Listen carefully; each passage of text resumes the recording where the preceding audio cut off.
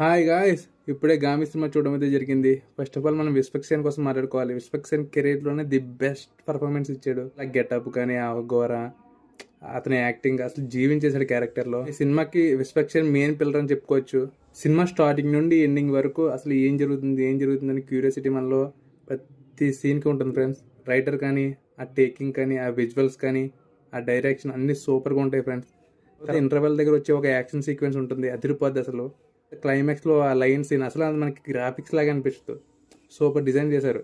వాళ్ళు 6 years ఎంత కష్టపడ్డారంటే దానికి అవుట్పుట్ ఒక రేంజ్లో వచ్చింది. బీజిఎం అయితే ఒక లెవెల్ ఇచ్చారు. కొన్ని సీన్స్ మనకి ల్యాగ్గా అనిపిస్తాయి.